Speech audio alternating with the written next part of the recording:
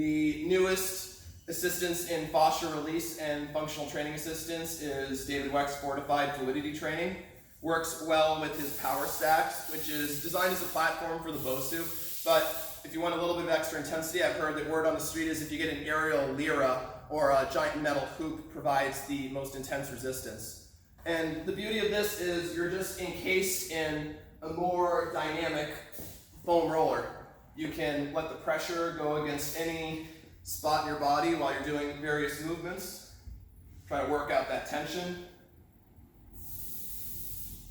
Really like massaging muscles around my ribs, sides of the body personally.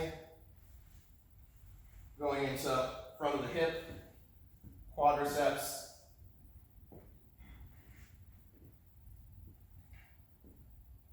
It's really going to be tailored to the individual. Work out whatever feels like it needs to.